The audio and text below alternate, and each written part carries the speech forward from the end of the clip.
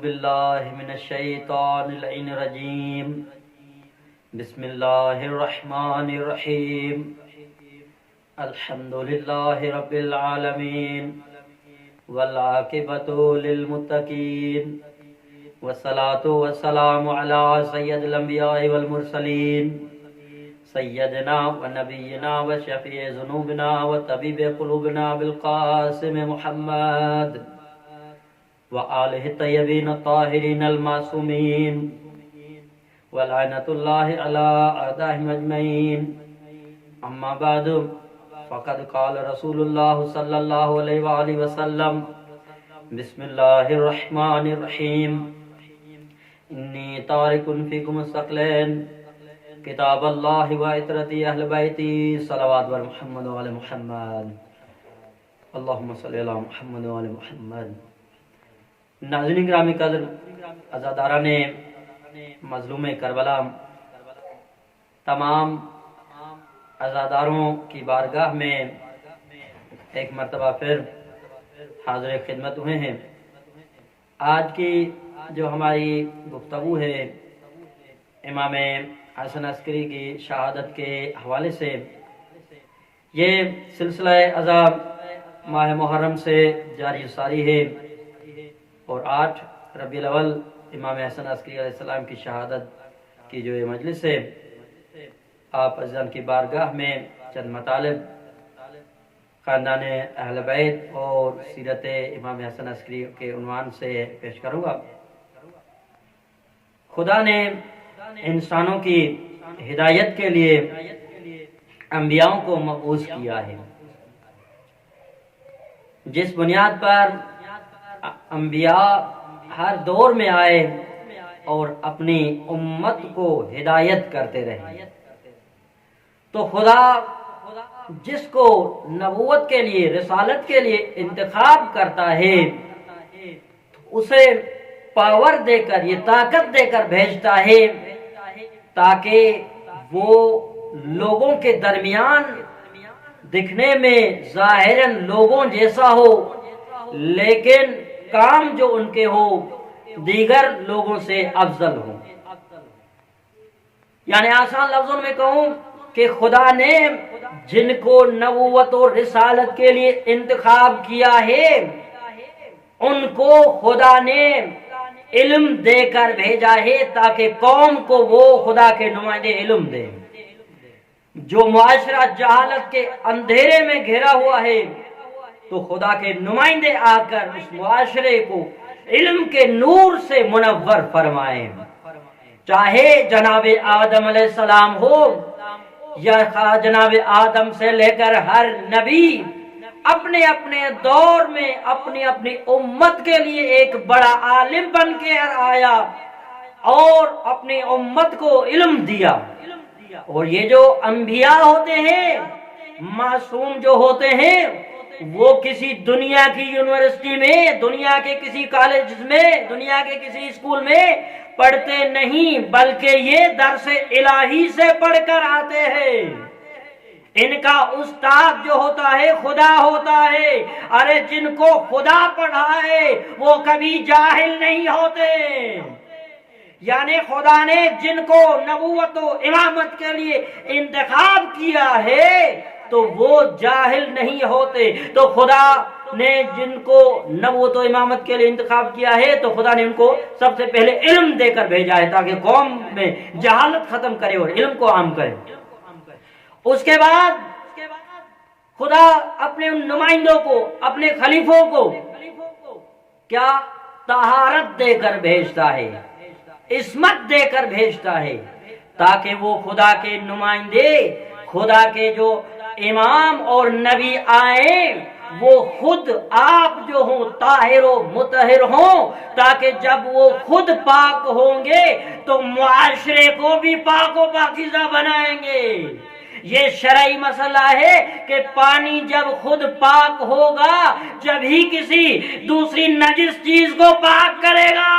تو عزیزان من، خدا نے یہ قرآن مجید میں یہ کہہ دیا ہے کہ هو الذی بعث فی الامیین رسولا منہم یتلو علیہم آیاتہ ویزکیہم ویعلمہم الکتاب والحکمہ۔ قرآن کہتا ہے کہ خدا نے نبی کو امیین من سے انتخاب کیا اور اس کا کام کیا ہے، اس کا کام یہ ہے کہ وَيُزَكِّيهِمْ وَيُعَلِّمُهُمُ الْكِتَابَ وَالْحِكْمَةَ، وہ کیا ہے؟ پاک و پاکیزہ ہے، دوسرے ناپاک نفوس کو پاک کرتا ہے۔ اور کیا کرتا ہے؟ یتلو علیہم آیاتی، آیتوں کی تلاوت کرتا ہے، یعنی خدا جن کو انتخاب کرتا ہے تو وہ آیتوں کی تلاوت کرتے ہیں۔ وَيُزَكِّيهِمْ، اور ناپاک نفوس کو پاک کرتے ہیں۔ وَيُعَلِّمُهُمُ الْكِتَابَ وَالْحِكْمَةَ، اور کتاب اور حکمت کی تعلیم دیتے ہیں۔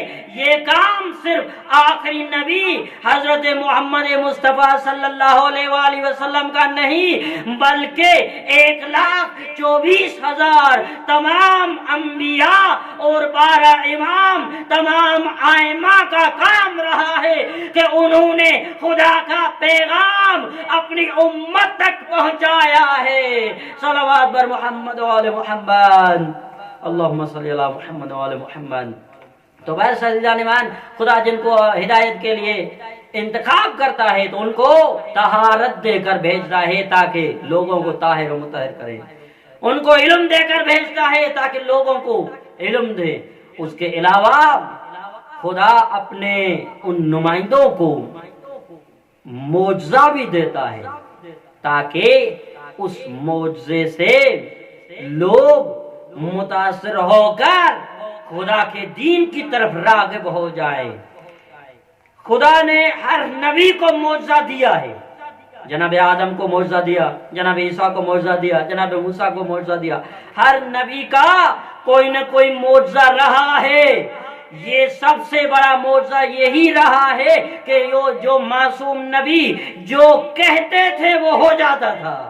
ہم اگر کہیں کہ یہ درخت آ جائے تو درخت کبھی نہیں آئے گا، لیکن انبیاء کی سیرت میں ہم جب مطالعہ کرتے ہیں تو انبیاء جب جناب پیغمبر اسلام صلی اللہ علیہ وآلہ وسلم کو کہا گیا کہ یا رسول اللہ، اے محمد بن عبداللہ، اگر آپ رسول ہو، اگر آپ خدا کے رسول ہو تو آپ اس جو پہاڑ کی ایک چوٹی پر جو پتھر ہے اس پتھر کو بلاؤ۔ تو عزیزان من، جناب پیغمبر اسلام نے اس پتھر کو اشارہ کیا ہے تو وہ پتھر اپنی جگہ چھوڑتا ہے، جگہ چھوڑتے چھوڑتے وہ پتھر نیچے زمین میں زمین پر آتا ہے، وہاں ایک پانی کی جھیل ہوتی ہے، پانی میں وہ پتھر ڈوبتا نہیں ہے، وہ پتھر تیرتا ہوا پیغمبر اسلام کے قدموں میں آتا ہے۔ تو جو مشرک تھے، کافر تھے، وہ اس وقت کہنے لگے آپ تو جادوگر ہو۔ عزیزان من، پیغمبر نے صرف پتھر کو اشارہ کیا، وہ پتھر پہاڑ کی چوٹی سے نکل کر نیچے پیغمبر کی بارگاہ میں پیش ہوتا ہے۔ کیونکہ ہم میں اور ان میں فرق تو یہی ہے کہ ہم جو کچھ کہیں گے وہ نہیں ہوگا۔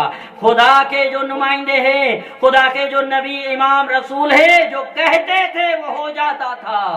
تو عزیزان ایمان، اسی طرح پیغمبر کو خدا نے 2 معجزے دیے ہیں، ایک معجزہ قولی، دوسرا معجزہ فعلی۔ یعنی قولی معجزہ جو ہے وہ کیا ہے؟ وہ قرآن ہے۔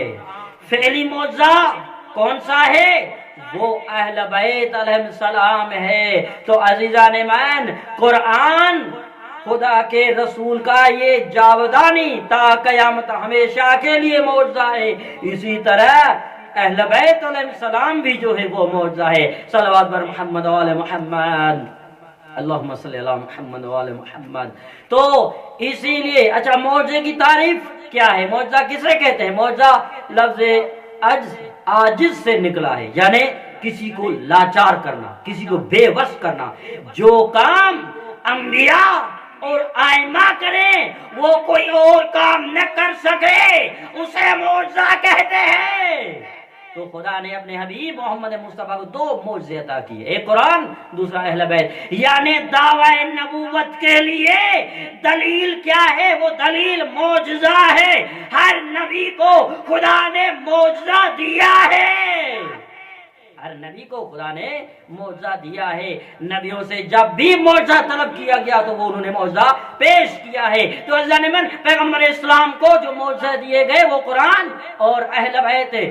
لیکن افسوس بعض مسلمانوں نے کہا کہ نبوت کے لیے معجزہ لازم نہیں ہے، کیونکہ ان کے جو امام ہیں وہ منصوص من اللہ نہیں ہے، اسی لیے وہ کہتے ہیں کہ بھائی جب تاکہ اگر خدا کے جو خدا کے جو بندے ہو، خدا کے جو خلیفے ہو، ان کے لیے معجزہ لازم نہیں ہے تاکہ ان کے جھوٹے خلیفوں سے کوئی معجزہ طلب ہی نہ کرے۔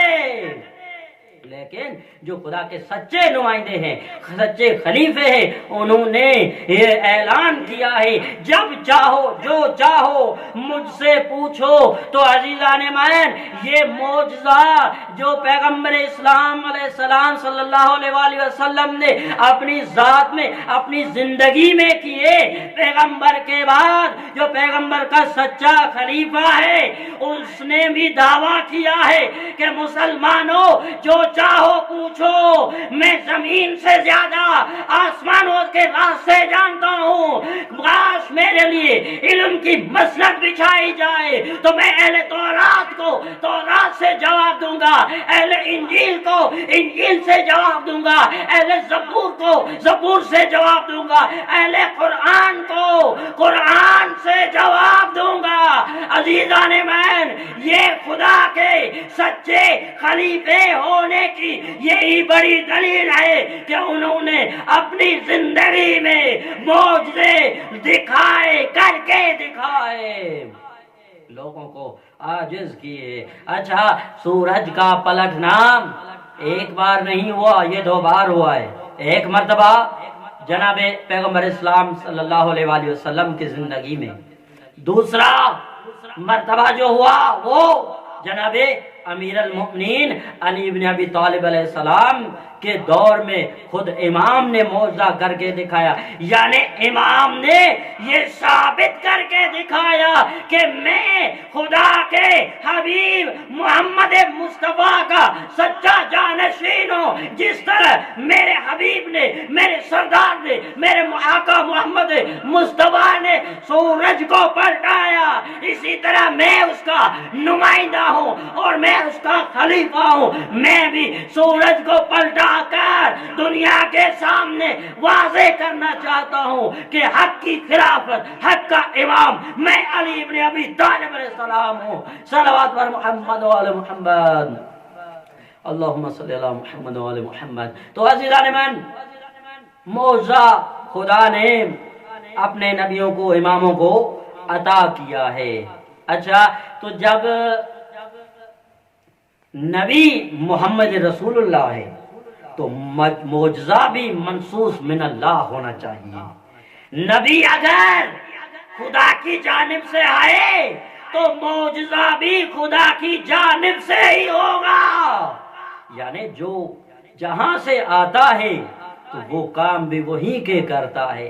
نبی اگر خدا کی جانب سے آیا ہے تو علم بھی خدا کا لے آئے گا، نبی اگر خدا کی جانب سے آیا ہے تو طہارت بھی خدا کی جانب سے لے آئے گا، نبی اگر خدا کی جانب سے آیا ہے تو معجزہ بھی خدا کی جانب سے ہی ہوگا۔ تو عزیزان من، یہ طے ہے کہ خدا کے رسول کے جو دو معجزے ہیں، ایک قرآن، دوسری اہل بیت۔ جب رسول کو آپ محمد رسول اللہ مانتے ہو، یعنی رسول محمد مصطفیٰ کو خدا کا رسول مانتے ہو، تو معجزے کو بھی خدا کی جانب سے ماننا پڑے گا۔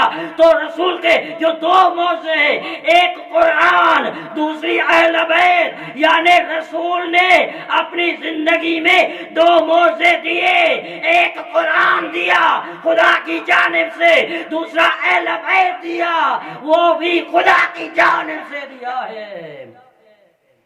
اہل بیت بھی خدا کی جانب سے ہی دیا ہے۔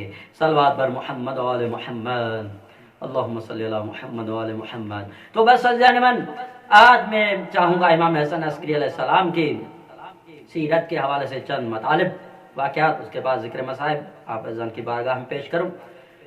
تو بات چل رہی تھی معجزے کی، خدا کے نبی کے لیے دو معجزے، قرآن اور اہل بیت۔ پیغمبر اسلام نے یہی کہہ دیا انی تارکم فیکم الثقلین کتاب اللہ و عترۃ اہل بیتی، میں تمہارے درمیان دو گراں قدر چیزیں چھوڑ کے جا رہا ہوں، ایک قرآن، دوسری اہل بیت۔ اچھا، جب یہ دونوں چیزیں خدا کی جانب سے، خدا نے کے رسول نے یہ اعلان کر کے دکھایا، تو چاہے خدا کا نبی کا جو بھی نمائندہ ہو، چاہے وہ جناب امیر المؤمنین ہو، چاہے امام حسن مجتبیٰ ہو، چاہے حسین مولا ہو، چاہے سید سجاد ہو، چاہے امام محمد باقر، امام جعفر صادق، تمام ائمہ کے دور میں، اسی طرح امام حسن عسکری علیہ السلام کی آج شہادت کا جو دن ہے، امام کی سیرت کے بارے میں آپ اذان کی بارگاہ میں بس یہی کہنا میرے لیے کافی ہے کہ امام بھی اپنے آباء و اجداد کی طرح معصوم و منصوص من اللہ ہے، یعنی امام حسن عسکری کو بھی امت کی ہدایت کے لیے خدا نے انتخاب کیا ہے، کیونکہ ہدایت کا ذمہ خدا نے لیا ہے تو ہادی بھی وہی انتخاب کرے گا۔ تو عزیزان من، پیغمبر اسلام نے تمام 12 اماموں کے نام بیان کر کے بتلائے کہ میرے بعد یہ 12 جانشین ہوں گے۔ تو امام حسن عسکری علیہ السلام جو ہے اپنے آباء و اجداد کی طرح معصوم و منصوص من اللہ ہے، خدا کے جو ہے ہدایت کی جانب سے ہدایت کے لیے انتخاب کیا گیا ہے۔ تو امام حسن عسکری علیہ السلام کا والد 10واں امام ہے اور امام کی زوجہ جناب نرجس خاتون ہے۔ امام کا اولاد ہمارے وقت کے امام زمانہ جل اللہ تعالیٰ پر شریف ہے۔ امام حسن عسکری علیہ السلام کے بہت سارے القاب و کنیت ہیں، لیکن امام کے مشہور لقب جو ہے وہ ہے عسکری۔ عسکری لقب امام کا کیوں پڑا، کس وجہ سے؟ دو وجہ علماء لکھتے ہیں۔ ایک وجہ یہ ہے کہ جس علاقے میں سامرا میں امام علیہ السلام جس علاقے میں رہتے تھے، سامرا کے اس علاقے کو عسکر کہا جاتا ہے، اس لیے امام حسن عسکری کو عسکری کہا جاتا ہے۔ دوسری وجہ کہ جو ہے متوکل کے زمانے میں بادشاہ نے امام حسن عسکری کو اپنی فوج دکھائی۔ عربی میں فوج کو عسکر بھی کہا جاتا ہے، مثلا عسکری لشکر یا مثلا اس طرح کہا جاتا ہے۔ تو لشکر دکھایا معتمد کے اس خلیفہ متوکل کے خلیفے نے امام علیہ السلام کو بلایا اور کہا میری فوج دیکھو۔ امام نے کہا اچھا ٹھیک ہے، آپ اپنی فوج دکھاتے ہو، کیا میں بھی اپنی فوج دکھاؤں؟ تو اس نے حیرانگی سے کہا ہاں آپ بھی دکھائے، آپ کے پاس فوج ہے۔ تو امام علیہ السلام نے آسمان کی جانب اشارہ کیا، جب ایک مرتبہ دیکھا گیا تو ہزاروں لاکھوں کی تعداد میں امام کی فوج نظر آئی تو وہ لوگ حیران ہو گئے۔ تو عزیزان بہن، میں بات تو یہی کہنا چاہتا ہوں کہ جو خدا کے نمائندے ہوتے ہیں وہ اپنے ساتھ معجزہ بھی رکھتے ہیں، تو جو اپنے وقت کی تقاضا کے اعتبار معجزہ دکھاتے ہیں۔ جس طرح فرعون کے لیے جس طرح نمرود کے لیے ایک معجزہ تھا، کون سا معجزہ؟ اس وقت کے خدا کے نمائندے نے اپنی فوج بلائی، مچھروں کی فوج آتی ہے اور نمرود کو واصل جہنم کر دیتی ہے۔ اسی طرح فرعون کے دور میں بھی ایک فوج ہوتی تھی جو خدا کے نمائندے کے ساتھ تھی۔ تو عزیزان من، ہر نبی کے ساتھ معجزہ رہا ہے، وہ معجزہ چاہے کس صورت میں بھی کیوں نہ ہو لیکن معجزہ رہا ہے۔ امام معصوم نبی چاہے جو بھی کہیں وہ ہو جاتا ہے۔ تو امام حسن عسکری علیہ السلام نے بھی اپنی فوج دکھائی تو وہ حیران ہو گئے۔ صلوات بر محمد و آل محمد۔ تو عزیزان من، یہ خدا کے خلیفہ امام حسن عسکری علیہ السلام نے اپنے دور حیات میں امت کی ہدایت کی ہے۔ امام علیہ السلام نے جو ہدایت کی ہے اپنے انداز میں اپنے مومنین کو، اکثر امام چونکہ قید میں رہے تو مومنین سے خفیہ انداز سے ملاقات کرتے ہیں۔ مولا کے جو خاص علماء تھے، صحابی تھے، ان کے ذریعے مولا کا پیغام جو مولا کے شیعوں تک پہنچتا تھا۔ امام حسن عسکری علیہ السلام کا دور جو بڑا سخت دور تھا، جو امام علیہ السلام کی جب یہ فوج امام نے دکھائی تو اس کے بعد جو اس بادشاہ نے امام پر سخت پہرا کر دیا، جس نتیجے نے امام کے تبلیغ پر جو ہے بہت اثر پڑا. یعنی امام نے اپنا کام چھوڑا نہیں، امام اپنے وقت کے اعتبار سے، تقاضا کے اعتبار سے جو ہے کام کیا. امام ہر زبان جانتے تھے، کیونکہ امام کے لیے کیا ہے، عصمت لازم ہے، معصوم ہونا لازم ہے. امام کے لیے علم لدنی ہونا لازم ہے.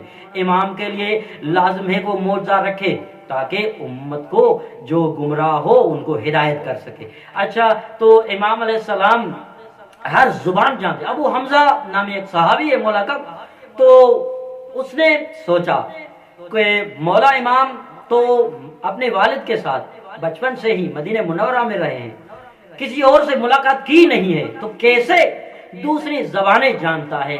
تو یہ معصوم ہی ہوتا ہے جو دلوں کے راز سے واقف ہوتا ہے، جو معصوم ہی ہوتا ہے جو دلوں کے راز سے واقف ہو جاتا ہے کہ فلاں کے دل میں کیا ہے، بغض ہے یا نفرت ہے، محبت ہے یا عقیدت ہے. تو عزیزان ایمان، اس وقت امام حسن عسکری علیہ السلام ان کی جانب متوجہ ہوتے ہیں اور کہتے ہیں، اے ابو حمزہ یاد رکھو، خدا جسے حجت کے لیے انتخاب کرتا ہے تو خدا اسے تمام چیزوں کی معرفت عطا کر دیتا ہے.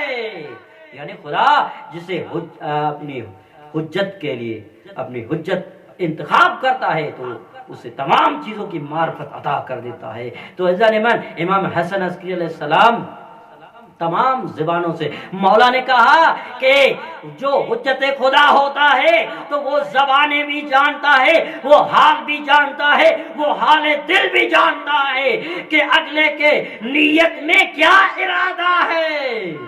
یہ تمام انبیاء اور ائمہ کی سیرت میں رہا ہے. تو وہ اگلوں کی نیت پہچان لیتے تھے، وہ اگلوں کی نیت کو، زبانوں کو، حال کو پہچان لیتے تھے. تو عزیزان ایمان، امام حسن عسکری علیہ السلام کے دور میں امام نے جو ہے قوم لوگوں کو گمراہی سے بچایا، لوگوں کو شرک سے بچایا، لوگوں کو کفر سے بچایا. جس طرح یہ کام ہر نبی، ہر امام کا رہا ہے کہ بھئی امام اور نبی کا کام بھی یہی ہے، اور نے کر کے دکھایا ہے. لوگوں کو ظلم سے بچایا ہے، لوگوں کو ستم سے بچایا ہے، لوگوں کو عدالت کا پیغام دیا ہے، لوگوں کو علم دیا ہے، لوگوں کو طہارت کا درس دیا ہے، لوگوں کو یہ پیغام دیا ہے کہ کبھی بھی ظالم کے خلاف جو ہے ہمیشہ وہ آواز اٹھاتے رہنا، کبھی بھی ظالم سے ڈرنا مت، اور ہمیشہ ظالم کے ظلم کے خلاف آواز اٹھاتے رہنا. یہ تمام انبیاء، تمام ائمہ کی سیرت کا یہ عملی درس ہمیں ملا ہے کہ ہم کبھی بھی ظالم کی بیعت نہ کریں، ظالم کی حمایت نہ کریں، بلکہ جہاں بھی ہو، جو دن بھی ہو، جس انداز میں بھی ہو، جو بھی ہو، ہم اپنے سرداروں کی سیرت پر چل کر اس ظالم کے خلاف اعلان جنگ کرے.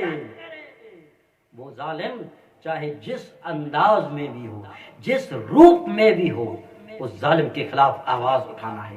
آج ہمارے معاشرے میں جو ظلم و ستم تشدد ہو رہا ہے، اس کی وجہ یہ ہے کہ ہم نے سیرت انبیاء اور سیرت ائمہ کو چھوڑ دیا ہے. ہم ظالم کے خلاف کم آواز اٹھاتے ہیں، اور یہ عزاداری ہے سید الشہداء، عزاداری اہل بیت ایک بڑا سب سے عظیم ذریعہ ہے جس بنیاد پر ظالم کو ہم بے نقاب کرتے ہیں، جس بنیاد پر ہم اس عزاداری کے جلوسوں میں، عزاداری کے مجلسوں میں آ کر ظالم کے منہ سے نقاب ہٹاتے ہیں کہ یہ ظالم ہے، یہ مظلوم ہے. یہ جلوس عزاداری جو بھی ہے مظلوم کی حمایت میں ہے اور ظالم کے خلاف ہے.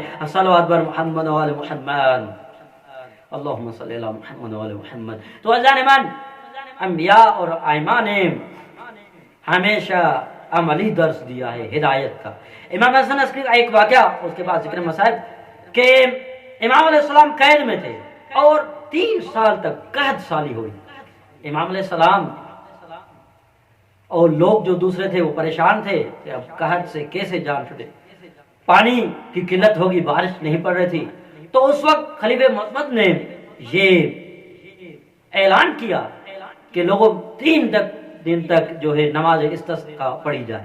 تو لوگ 3 دن تک انہوں نے نماز پڑھی، لیکن اس کا کوئی نتیجہ نہیں نکلا، یعنی بارش نہیں برسی. تو اس وقت نصارہ کا ایک گروہ آتا ہے میدان میں، اور ایک راہب آگے بڑھتا ہے. وہ اپنے ہاتھ کو آسمان کی جانب بلند کرتا ہے، ہاتھ کو کھولتا ہے تو بارش برس پڑتی ہے۔ تو لوگوں کے دل میں شکوک پیدا ہو جاتے ہیں، اور کافی لوگ جو تھے مرتد بھی ہو گئے کہ بھائی اب یہ راہب جو ہے، یہ ان کا مذہب جو ہے، نصارہ کا جو مذہب ہے وہ سچا ہے، اسلام نعوذ باللہ جھوٹا مذہب ہے۔ تو اس وقت خلیفے نے امام حسن عسکری کو بلایا اور کہا مولا جلدی آ جائیے، اپنے نانا جد کے کلمہ گو کو ہدایت دیجیے، بچائیے، وہ لوگ جو ہے گمراہ ہو گئے ہیں۔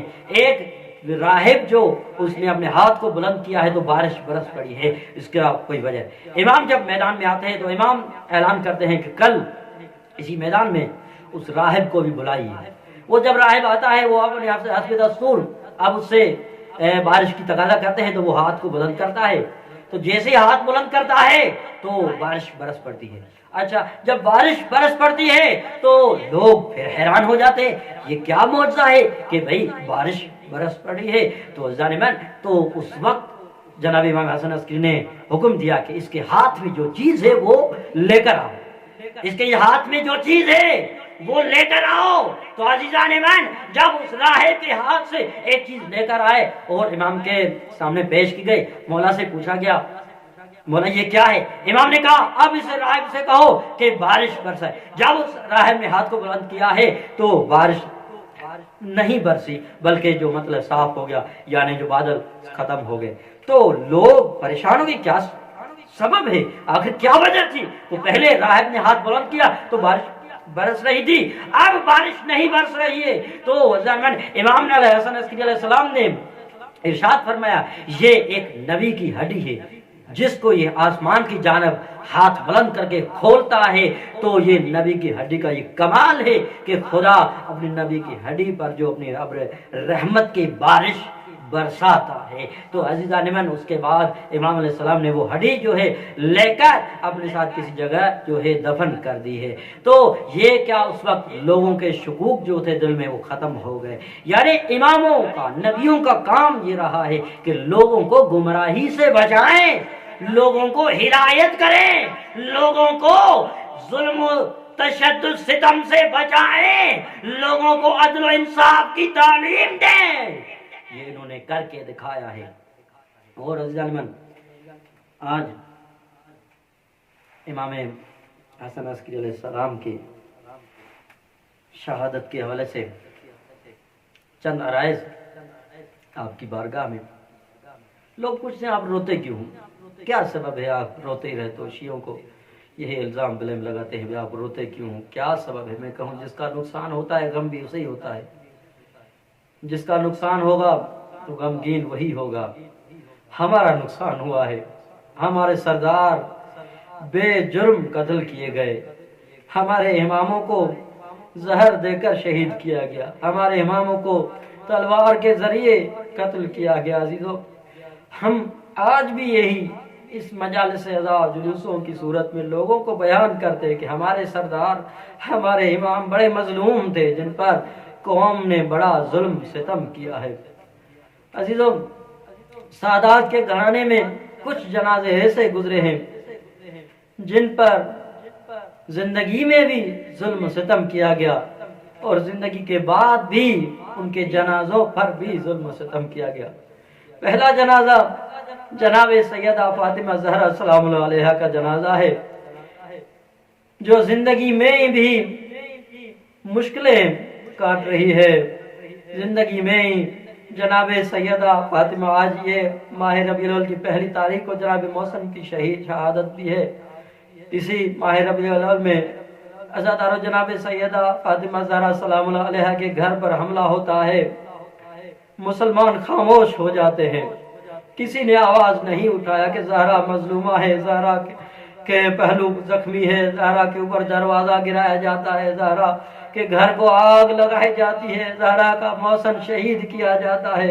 عزادارو، یہ پہلا جنازہ خاندان عصمت کا ہے جو اس پر زندگی میں بھی ظلم و ستم کیے گئے، اور شہادت کے بعد بھی یہ عالم تھا کہ دن کے روشنی میں بھی جنازہ نہ نکالا گیا۔ یہ مجبوری تھی امام علی کی، کیونکہ سیدہ کی وصیت تھی۔ کیوں وصیت کی، یہ بھی بڑا داستان ہے۔ ہاں عزادارو، جناب سیدہ کا جنازہ رات کے اندھیرے میں نکلتا ہے. اس کے بعد جناب امام حسن مجتبیٰ پر زندگی میں بھی ظلم ستم ڈھائے گئے، زہر دیا گیا، لیکن زندگی کے بعد جنازے پر بھی تیر برسائے گئے. عزادارو امام حسن مجتبیٰ کے بعد حسین مظلوم کربلا پر زندگی میں بھی ظلم ستم کیے گئے، اور اس کی شہادت کے بعد اس کی لاش مبارک پر بھی گھوڑے دوڑائے گئے، لاش کو پامال کیا گیا. عزادارو جناب سکینہ جس کو زندگی میں سکون نہیں تھا، چین نہیں تھا، جو بابا کے سینے پر سونے والی تھی، اس پر جو بابا کے بعد تماچے برسائے گئے. عزادارو شہادت کے بعد بیوی کو غسل بھی نہ دے سکے. ہاں عزادارو زندگی کے بعد بیوی کو غریبوں کے قبرستان میں دفن کیا جاتا ہے. ہاں عزادارو اس کے بعد ہر امام پر ظلم ستم کیے جاتے ہیں. اسی طرح امام موسیٰ کاظم علیہ السلام پر بھی زندگی میں جو ہے ظلم ستم کیے جاتے ہیں. امام کی شہادت کے بعد بھی امام کا لاش جو ہوتا ہے پل بغداد پر ہوتا ہے، مزدور جنازہ اٹھاتے. حاضردارو مختصر کرتا چلو، اور امام حسن عسکری علیہ السلام کی شہادت، امام کو جب زہر دیا جاتا ہے تو امام کو غسل کفن دیا جاتا ہے، لیکن حاضردارو امام کے گھر کے باہر فوجوں کو کھڑا کیا جاتا ہے تاکہ رویا نہ جائے. ہائے مظلومیت اہل بیت، امام کے چاہنے والوں کو امام کی زیارت سے محروم رکھا جاتا ہے. آزادارو امام حسن عسکری کا جنازہ گھر میں ہوتا ہے، بس اس گھر میں 3 ہستیاں ہوتی ہے. ایک جناب حکیمہ خاتون ہوتی ہے، دوسری بیوی جناب نرجس خاتون ہوتی ہے، تیسرا امام زمانہ ہوتا ہے. حاضردارو امام زمانہ اپنے والد پر رو بھی نہ سکا. آؤ ہم سب مل کر امام زمانہ کی بارگاہ میں پرسہ پیش کرتے ہیں. مولا ہم سب عزاداروں کا پرسہ اپنے بابا کی شہادت کا قبول فرمائیے. والسلام علی من اتبع الہدی اللہ لعنت اللہ علی القوم الظالمین. سیغم ظلموا ایام منقلبین ینقلبون.